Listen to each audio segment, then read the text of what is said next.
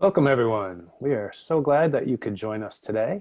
My name is Sterling Vernon, and I'm the Vice President of Marketing for Eckerson Group. It's my pleasure to moderate today's webinar, Cloud Data Management for Cloud Data Warehouses and Data Lakes. Our presenters today are Wayne Eckerson from Eckerson Group and John Haddad from Informatica. A few brief introductions. Wayne Eckerson is the founder and president of Eckerson Group, a research and consulting firm that specializes in data analytics. Hopefully, you've already had a chance to read some of our articles and reports at eckerson.com on our website, and we invite you to learn more about the strategic consulting work we perform for clients. Today, we are very excited to welcome John Haddad. He is Vice President at Informatica. John runs platform and technical marketing for the Informatica Intelligent Data Platform. He has over 25 years of experience developing and marketing enterprise software, and for the last 10 years, he has focused on enterprise cloud data management. Previously, John held positions in product marketing, research and development, and management at Oracle and Right Hemisphere, who were acquired by SAP in 2011. John holds a degree in applied mathematics from UC Berkeley. John, would you mind taking a couple of minutes to introduce Informatica for us? Thank you, Sterling. Informatica has a 25+ year heritage in solving data problems and data analytics.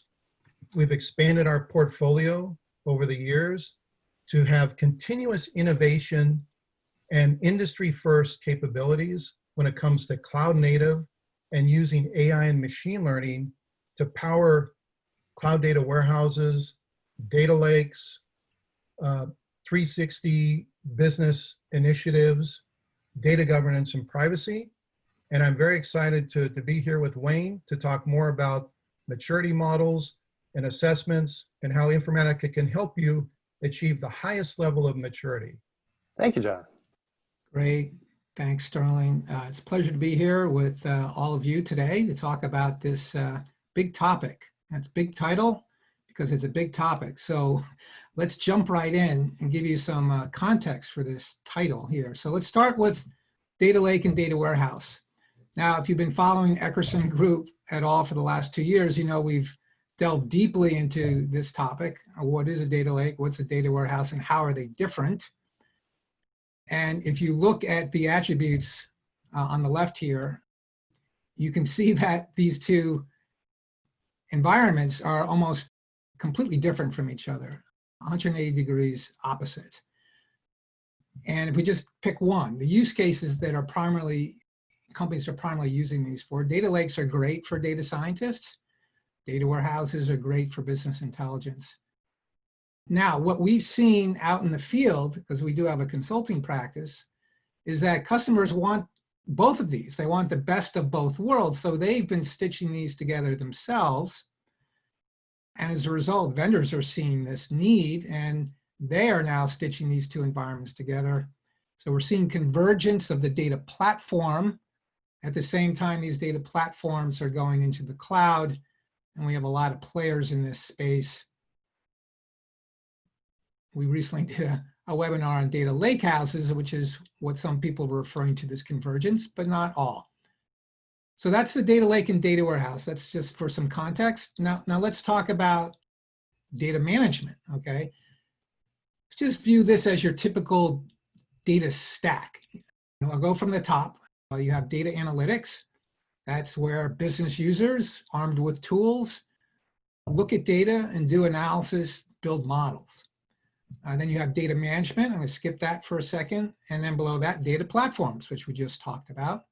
And this is all sitting on top of, increasingly, a cloud infrastructure. Now, we're here to talk today about data management and how it's changing, thanks to the cloud, to support data lakes and data warehouses. And you can see here, just visually, that data management is kind of like the glue that connects data to people, connects the data platform to data analytics. So without data management, no matter how great your data platform is or how beautiful your data analytics tools are, nothing happens. And you probably have poor quality data that no one trusts. So data management really is the keystone of your entire data stack. So you might ask, well, what is data management and what constitutes it? Well, We at Eckerson Group think there are 8 core data management capabilities. Now, you might argue that there are more, or you might want to expand some of these into other areas, but we look at these 8. Data ingestion, that's pulling data from, in this day and age, any source, on-premise, in the cloud, devices in the Internet of Things, bringing it in batch, near real time, or even real time, being able to process that structured as well as semi-structured and unstructured data. Data integration, that's the process of basically transforming that data into a target of some sort, typically cleaning it, formatting it, so at least it's unified to a certain level and forms the building blocks of what your business users might use to do analytics. Data quality and governance also important for ensuring trustworthy data. Typically, you have rules that get applied as the data is ingested, and then hopefully as the data is being used, those rules get applied to the pipelines that deliver data from source to target for end user consumption.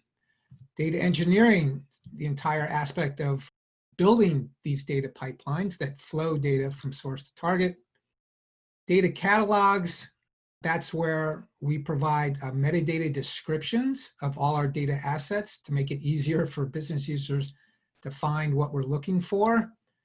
Data privacy and protection goes without saying. We need to protect people's privacy, their personally identifiable information. We need to adhere and comply to a variety of different regulations that govern the use of data in various industries. Data preparation typically is tagged along with data cataloging. Once you find the data as a business user, then you want to prepare it and deliver it, or prepare it for analysis and do some visualizations against that with a visualization tool. And then finally, master data management. And we kind of argued whether this should go in or out. It's so critical to making sure that you have uniform dimensional data, common records for customer, product, supplier, all these core elements that drive your business. So we decided to put it in. So this, to us, constitutes the essence of data management. And you can see here that none of this stuff is really sexy. It's all back office, backroom work. It's actually hard to do. You don't really get much credit when you do it right, but business users really can tell when you do it wrong.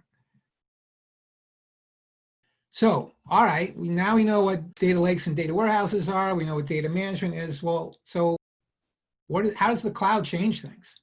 What's the impact of the cloud on data management? Well, very simply, the cloud brings more data volume, more data complexity, more velocity in terms of how the data is coming into your platform, more users, more platforms that the data is running on, more use cases, more people, and inherently more risks as well.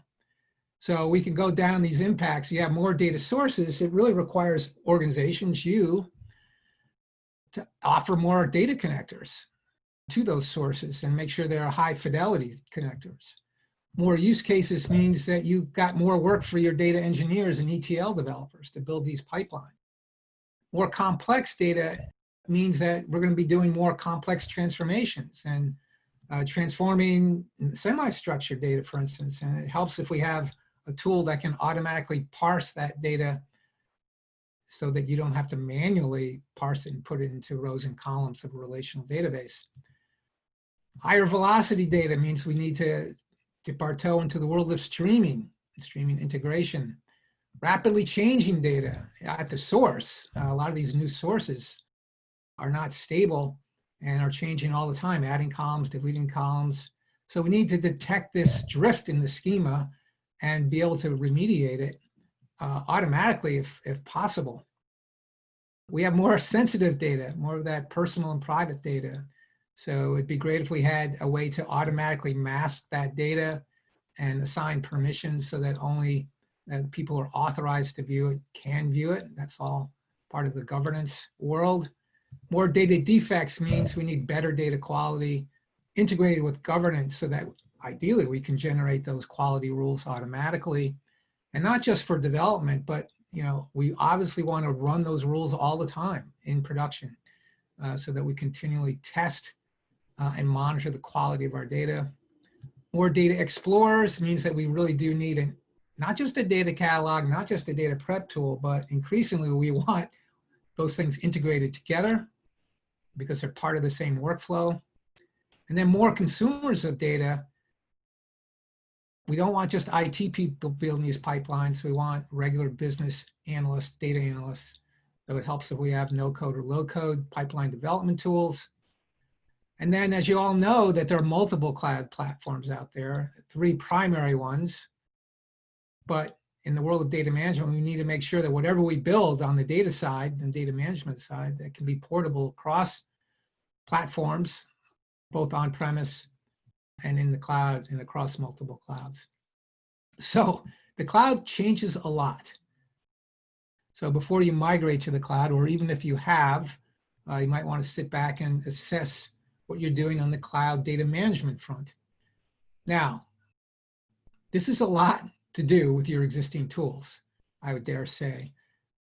So the question is, well, what tool do you use? Well, in this day and age, there's not an easy answer because there are lots of tools, not just in the data management space, but in all spaces. Got a plethora of options. So what do most companies do or have done until this point? Well, they've chosen what we call purpose-built tools, tools that are built to address individual tasks. So for instance, you might have a separate tool for each of those 8 data management disciplines that we went through earlier.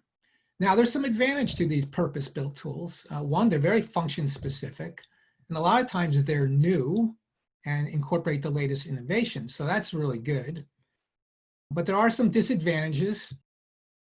You know, if you've got tools from different vendors doing different things, well, how do you integrate them if you're building a continuous pipeline or workflow? Well, you're going to need orchestration tool to sit on top of all those things. That will help automate what you're doing. But obviously, orchestrating purpose-built tools and automating is going to be a lot harder than other ways of doing this.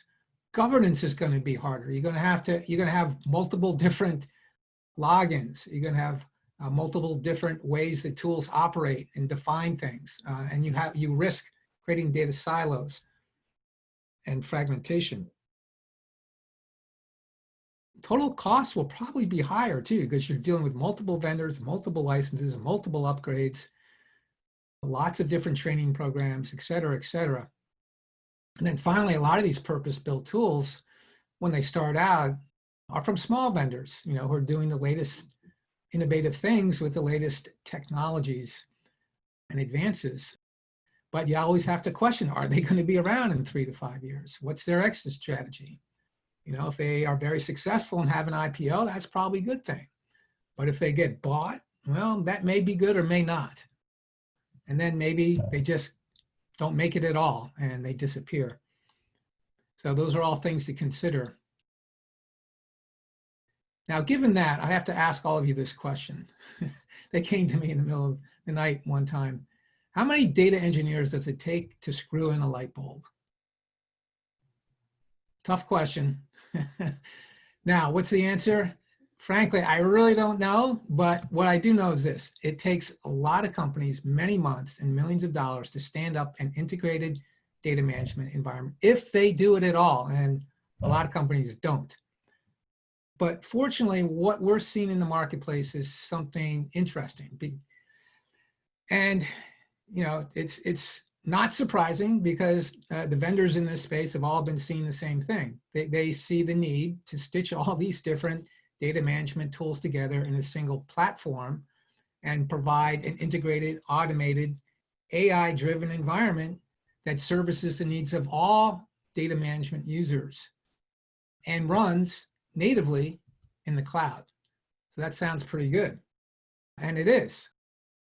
A lot of technical benefits. You get integration out of the chute, right? All these tools, whether you use all of them or not, they come pre-integrated, which will streamline your work and free up more time. Because they're integrated, you can automate processes and pipelines and workflows, which enables you to be more agile. And these tools are obviously more scalable. They are built for enterprise deployments to handle multiple workloads, lots of concurrent users and workloads. And as I said earlier, they support all users. From a business perspective, it's going to deliver data, assets, and analysis and insights faster, and that's always a benefit and a win for business users. Also, it's going to deliver more clean, consistent, secure data. The total cost of ownership goes down, and it frees your IT team up and your business teams to actually use data, not just figure out how to get it. So you can do more strategic things like building 360-degree views of customers or suppliers and transforming your businesses to work in the modern digital world. So from an ROI perspective, these AI-powered, metadata-driven platforms, when you first implement them, they may cost more because you're buying all this functionality whether you use it or not. And the value is going to be lower because it's going to take some time to get it up to speed and start to deploy all those modules and use them. But over time, the value grows exponentially. As a result, the cost diminishes and you get a high ROI. In comparison, the purpose-built tools will give you immediate value out of the chute, and the cost might be low compared to a platform, but over time, because they're not automated and not integrated, and they're not running on a common environment with a common set of services, the ROI starts to decline in comparison. Now, I've been kind of pitching data platforms, data management platforms as the be-all, end-all, but they're not all created equally. You got to be careful what you buy, as always in this space. First, you need to make sure that the platform has the functionality, the core functionality that your team needs and wants. But most importantly, you need to make sure it's extensible. It's got open APIs so that if you need to extend it, you can. But most importantly, you want to see if it's got a robust partner ecosystem. Other vendors and systems integrators that are building on this platform using those APIs to add functionality that the vendor didn't think of or didn't have time or resources to build. You also want to make sure that the platform is modular so that everyone's got existing tools and some of us are wedded to some of those tools. So with a platform, you're not going to use all of it out of the gate necessarily, but you do want to make sure that you can use some of it and maybe not the other portions, and it'll still work fine. And you also want to make sure that it integrates with whatever you do have. So it's complementary and it's a good citizen in your corporate data environment. We kind of hinted earlier, it's really important that these platforms are also portable, not only themselves, but in the output that they generate, so that if your company switches gears and wants to go from one cloud platform to the next, you can move this without penalty. Or even if you just want to arbitrage one platform against another and use both, you can do that. You want to make sure it certainly scales because there's going to be a lot more workloads happening on it. So it should have a modern architecture, microservices-based, API-based, highly scalable. And finally, it should be secure. It needs to integrate with your own security framework and adhere to all the latest regulations and compliance protocols. So that's a tall task, and these platforms are just emerging now. So we do encourage you to look at these, start to think about moving away from your purpose-built tools, because this is going to happen anyway. Even your purpose-built tool vendors, if they're successful, are going to start adding functions and modules to those platforms. So start evaluating them, not just for themselves, but against their competitors to see what you're getting into. Now, you might wonder, where do we stand in this cloud data management space? How mature are we? Well, at Eckerson Group, we've created a 5-stage maturity model, as you can see here, to help you evaluate your data management maturity and what you need to do at every stage to improve and get to the next level. So just very quickly, at stage 1, the siloed stage, it's really where data management is done in an ad hoc fashion by individuals or departments in a non-standard or manual way. Stage 2, somewhat of a big jump. It's all about deploying data management in an enterprise fashion. using a central team that handles most of the data management tasks in a standardized way. I think a lot of companies are still trying to achieve that, but there's a lot more to go.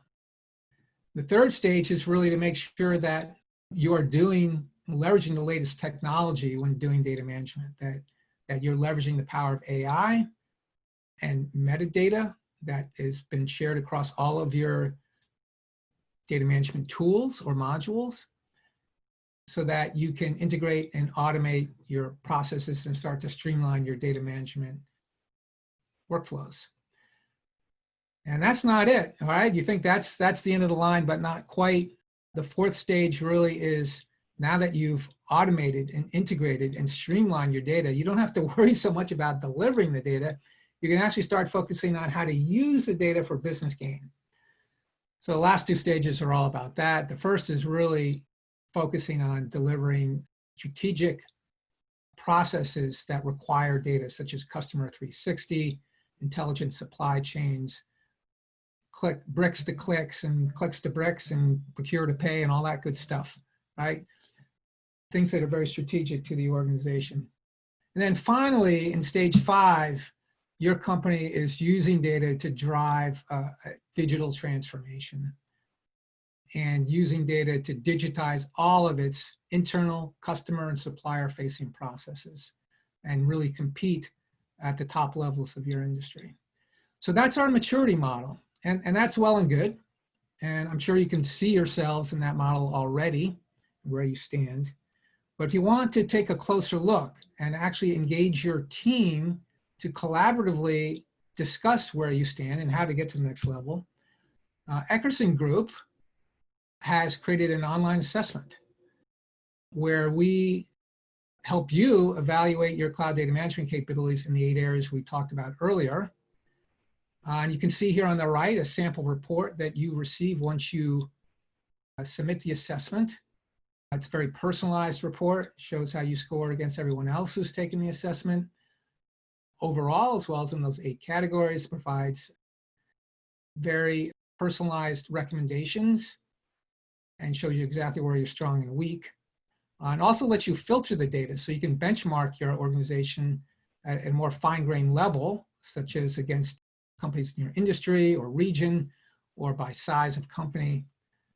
And best of yet, this assessment is collaborative. So if you start taking the assessment, you can invite the rest of your team members to take it with you.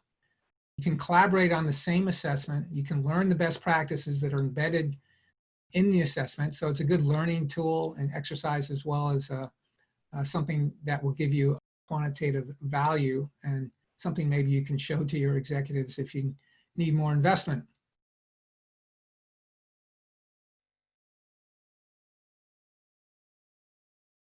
Well, this is just a little bit more screenshots of some of the assessment tools and visualizations.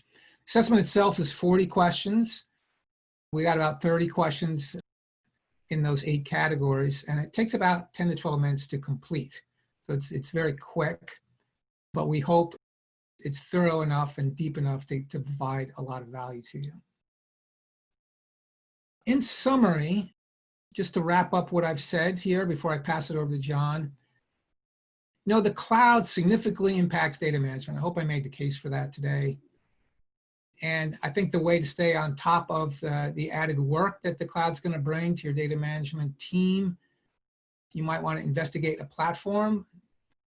You may not use all of it right away, but I think if it's from a viable vendor that has experience in all of those areas, you will eventually get a higher ROI from that investment.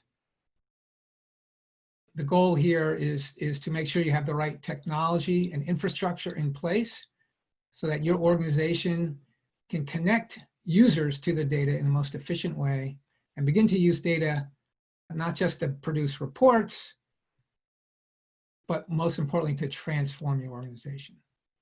So there's the URL for the assessment.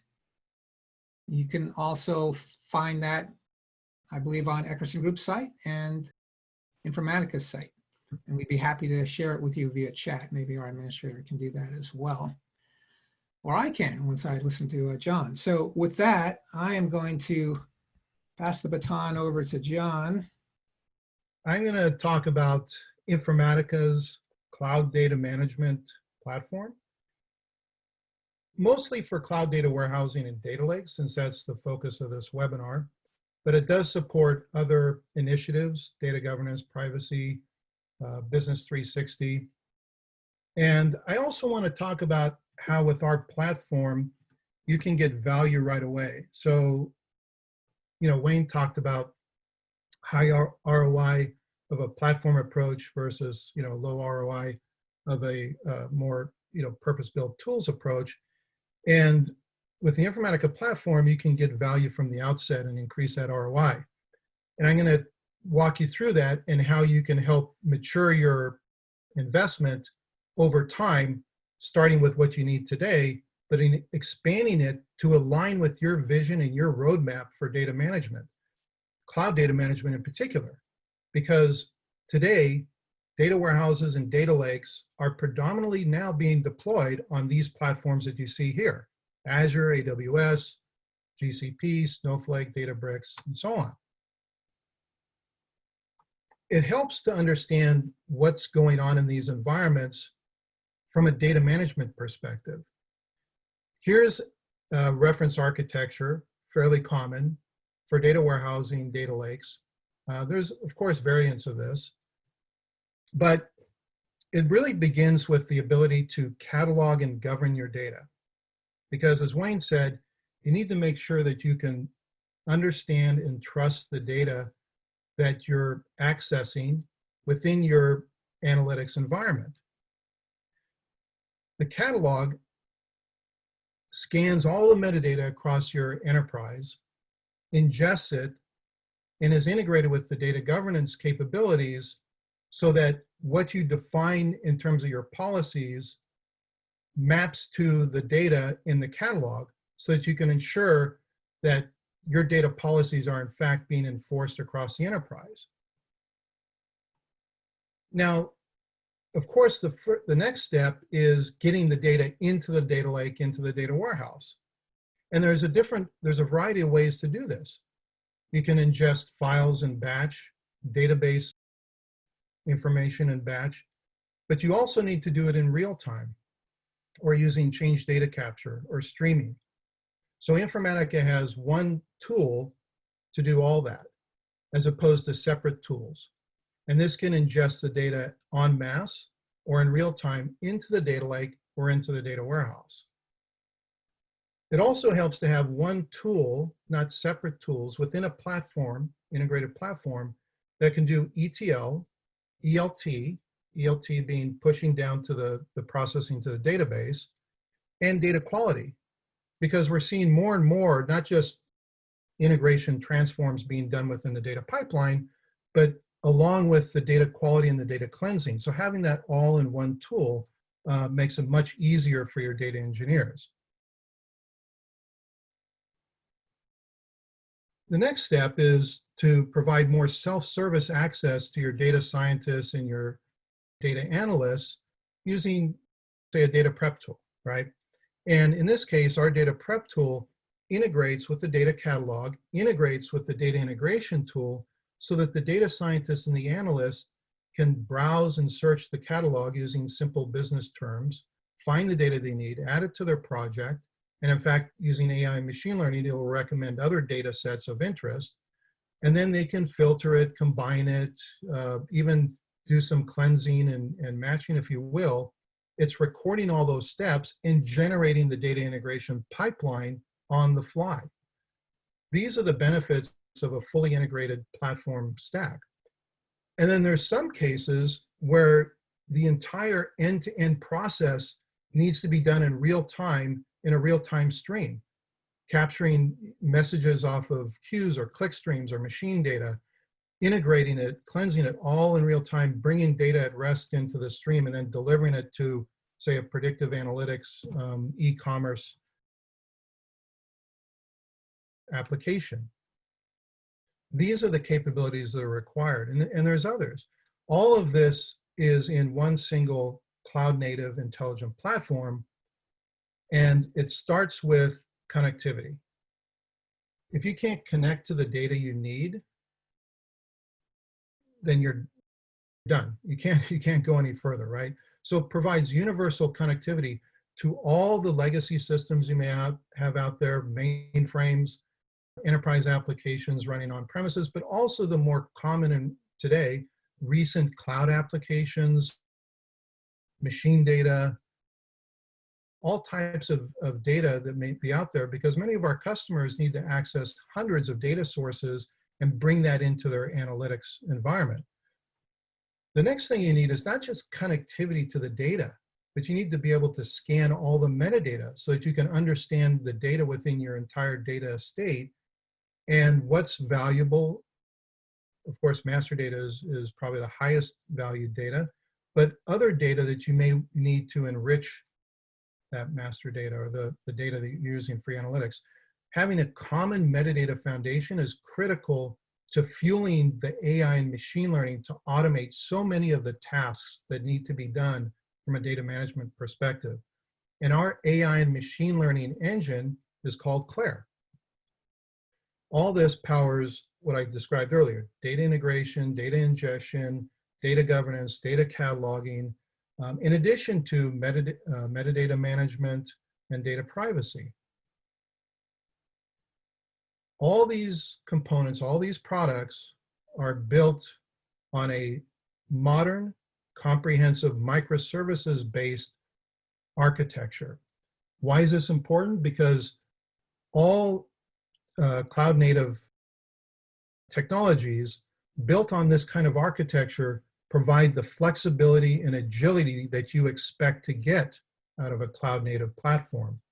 It also allows you to invest in just what you need today, so you get immediate value, right, at a low cost, and expand as you need more and more capabilities. Also, governance and privacy is not simply an afterthought in this platform.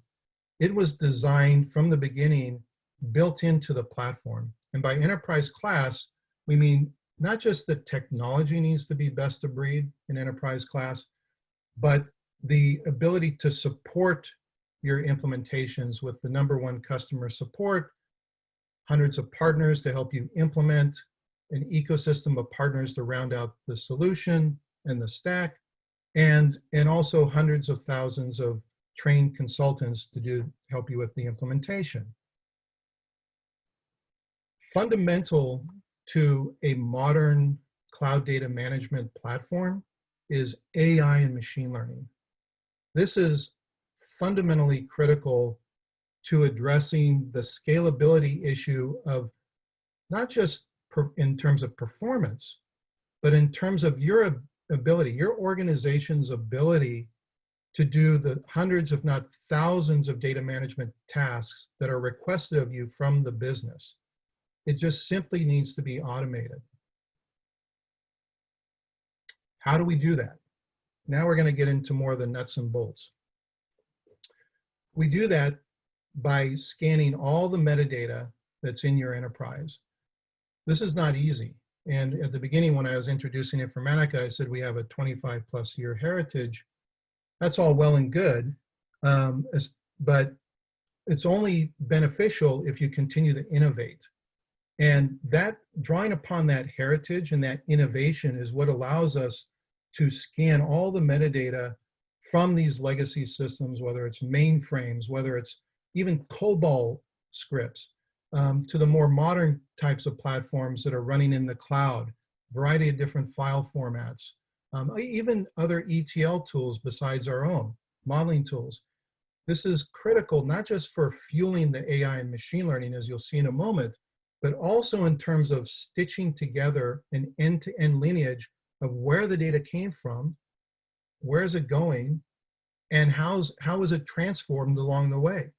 This is the only way that you can begin to trust and understand the data. This metadata is used in a variety of different AI and machine learning algorithms. Here's some of them. So no one else, no other vendor that I'm aware of has invested more in AI and machine learning than Informatica. These are a few of them. Now, you might ask, okay, well, that's all good, but how's that being used throughout the platform?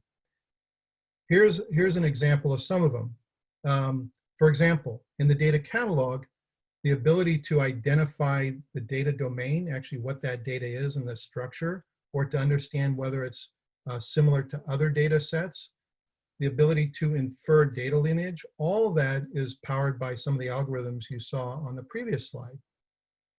Also, the ability to do more sophisticated entity matching, synthetic matching, all these types of advanced matching rules are critical for master data management. When you're taking data, customer data from many different sources, how do you know this is one and the same customer?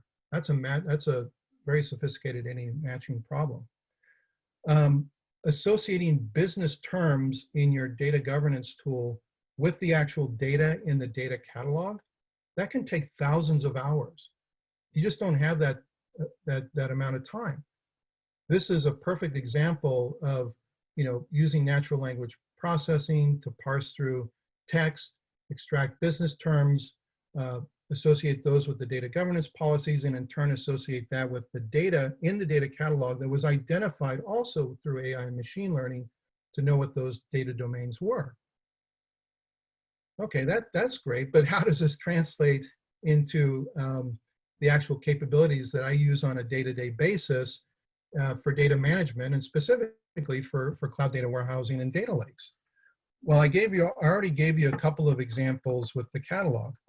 Now for ingestion, you have machine data coming in, it's dynamically changing. We can parse that machine data, infer the structure, infer the data elements, and send that on its way through the ETL or ELT pipeline. Once you need to integrate it, our vision is to have self-integrating systems where we can match the source with the target and automatically build the data pipeline. We're not quite there yet, but we will soon enough. So in the interim, we can recommend next best transformations. We can identify data anomalies based on profiling and automatically assign data quality rules to fix the problem with very minimal human intervention. In the data prep tool, we can recommend data sets. We can automatically generate the data pipeline. I already mentioned the matching problem with respect to MDM. And data governance, again, having data governance policies, parsing the language, mapping that to the business terms in the glossary, in turn generating data quality rules based on the profiles that determine if data quality is above and below a certain threshold, fixing the problem automatically. You can see how all this end-to-end integrative capabilities really accelerates your ability to handle governance and handle data pipelines in a cloud analytics environment. And it goes further when you get into data privacy, identifying sensitive data, where that sensitive data is proliferating across the enterprise, across systems, across regions, and tying those data privacy policies in your data governance tools to the actual data masking that you need to protect the data if it gets accessed by bad actors.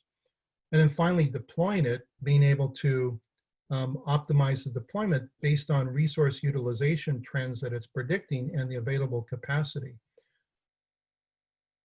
That's some of the examples of where we're using AI and machine learning throughout the platform.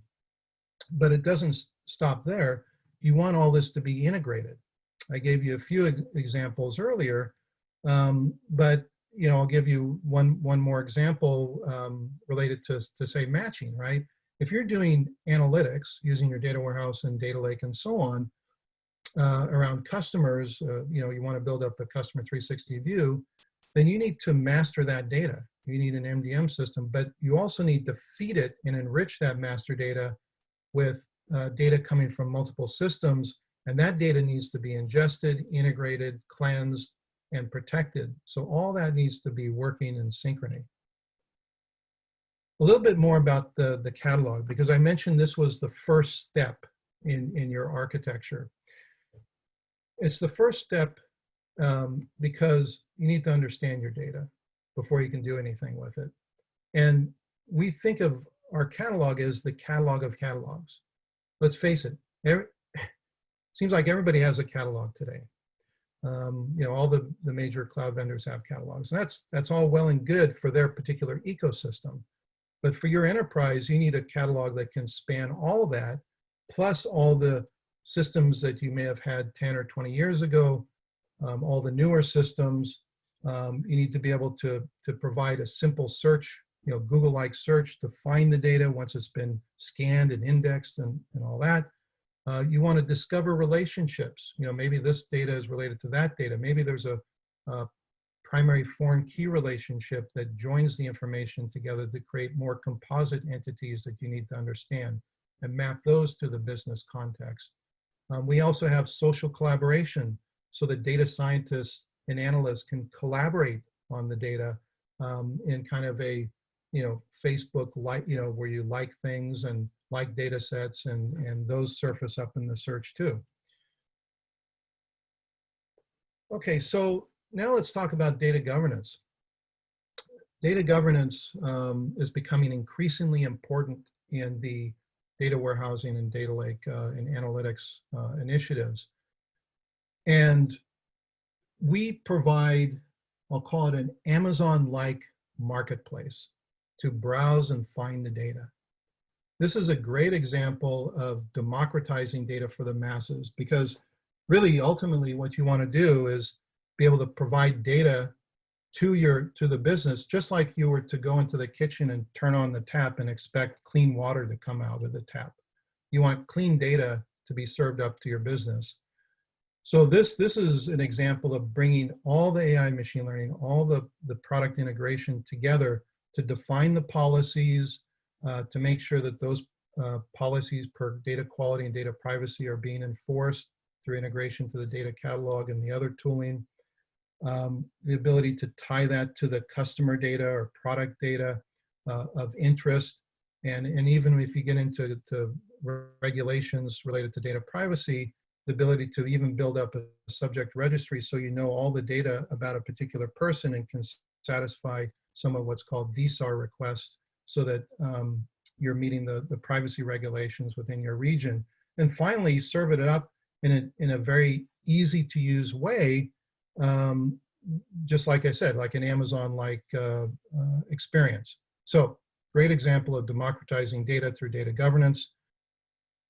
And then one of the other components that sometimes isn't really thought of as being part of your cloud analytics, but is my opinion, pretty crucial, and the Eckerson group agrees because they made it part of the maturity model, is MDM.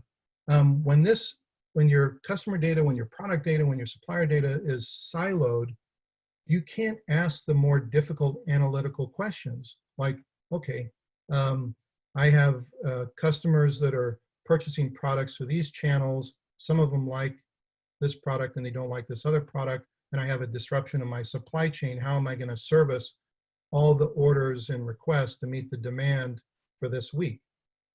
Those are analytical questions that only can be answered if you've mastered each of these domains into a complete 360 view of your data. I mentioned that all these products are built on a modern microservices-based cloud-native platform, and that trust security is built into the platform. Well, this is the proof. We hold ourselves to the same bar as the cloud service providers, AWS and Azure, in terms of our certifications, whether it's SOC 3, SOC 2, HIPAA if you're in healthcare, and other industry certifications. And we do this annually to make sure that we're up to date on those certifications. And in terms of enterprise scale, there's no other vendor on the planet that can achieve this level of, that has achieved this level of scale for cloud data management. Every time I look at the numbers, it's growing exponentially. In fact, this may be even out of date today, but last check, 15 trillion transactions per month, over 1 billion jobs and processes a month, almost 100 million continuous cloud and security checks, and I mentioned all the connectivity. A couple of customer examples. It's always useful to provide some customers that are actually doing this in reality. And so Home Point Financial, you can read the case study up on our website, is a good example. They basically want to get customers for life.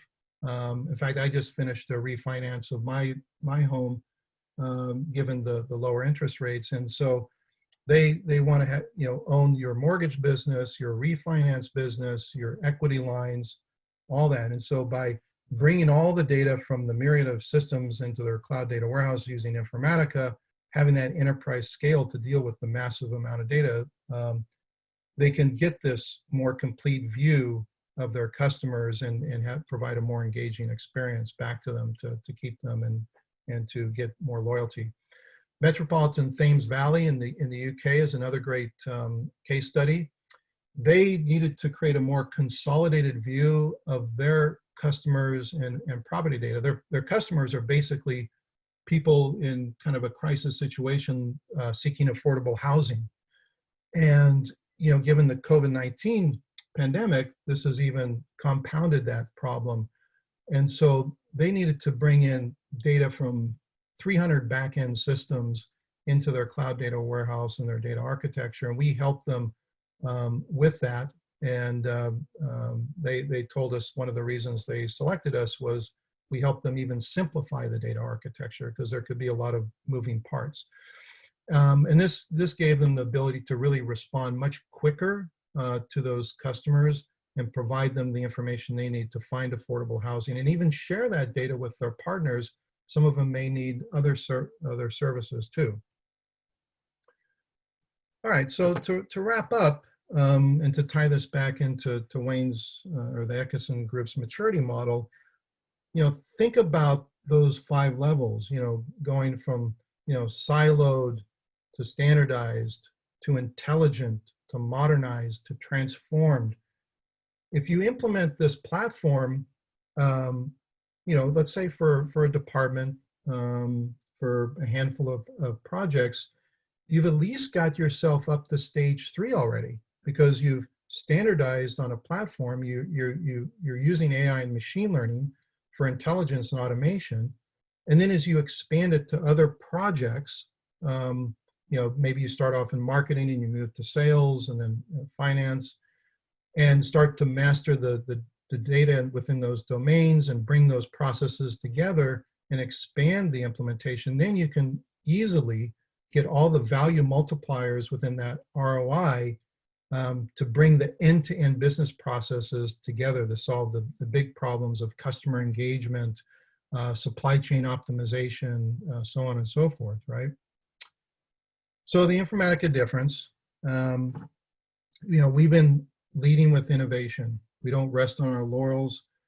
We are first in the cloud, first with AI and machine learning. We have a large data community, hundreds of thousands of trained resources around the globe to do the implementation. We have the independently evaluated #1 in customer support. We have system integrator partners to ensure your success. And we've built trust into the platform. The scale is there. And we're 5 for 5 in terms of the Gartner Magic Quadrants, if you track that. So we're a leader in each of the areas that we span. So we are not only an integrated platform, we're best of breed. So we'll hold up to those purpose-built tools one-on-one. And with that, it's time for Q&A. Thank you. Oh, and by the way, here's the link to the assessment. So please take the assessment. Thank you very much, John. That was a great presentation. We do have a couple of questions sitting waiting for you. I will do my best to translate them into words from our Q&A chat. If you do have more questions for John, please type them into the Q&A box and we will do our best. We have about 9 minutes left or so, so we'll get started. So the first question is, does cloud native imply that Informatica would be available as a platform as a service, PaaS? If so, which cloud provider offers it as a platform as a service? Yes, so our cloud native, we call it the Informatica Intelligent Cloud Services, is an iPaaS. It's an integration platform as a service. It runs on all the major cloud platforms. It runs on Azure, AWS, and so on. That's great. Thanks, John. Next question was, how many companies is Informatica supporting that are enabled with the metadata-driven intelligence and automation? How many are achieving the full potential from this approach? Well, let's start off with the fact that we have almost 10,000 customers, maybe just over 10,000 customers around the globe. The metadata management and AI capabilities come with the platform. So when you purchase any or one or many or other products, it comes with the platform. Now, of course, we've built more and more metadata capabilities, more and more AI and machine learning into the platform. So as customers purchase a product or upgrade their existing implementation, they're going to get more and more of those features and more of those capabilities. So it's not something we charge for separately, it's just embedded within the platform. So as an Informatica customer, you're always getting those capabilities. So if you purchase the data catalog, you get some AI capabilities, plus of course metadata. If you purchase the data integration tool, right, let's say, our cloud data integration tool, you get additional capabilities for AI and machine learning. And everything in every product is metadata driven. If it wasn't metadata driven, you would have to rebuild and recreate so much of what you do. That's what allows us to reuse artifacts throughout the platform. It's also, what allows us to collaborate efficiently across all those different personas that Wayne had mentioned. This is a team sport. You got data engineers, data stewards, data analysts, data scientists. If they're not all on the same page, you're working at a disadvantage. If you have individual purpose-built tools and you have to throw it over the fence to one and the other, it's going to slow you down in terms of agility. Thanks, John. Quick tactical question that we just got through was, what does iPaaS mean? IaaS or PaaS? I think PaaS is platform as a service. Yeah, it stands for Integration Platform as a Service. If you track, again, I'll bring up the Gartner Magic Quadrant again. We're the leader in that space too. So I encourage you to read that and learn more about iPaaS. Great. Here's a question from Hamant. They say, I really like the idea of a marketplace of the data products. How extensible is this marketplace? Would it be able to host the products created by other tools in the ecosystem, like Power BI dashboards, Jupyter notebooks, which contain ML models, commentaries, and reports, basically artifacts which have not been generated on the Claire platform? Yeah, okay. So maybe I didn't say it clearly enough.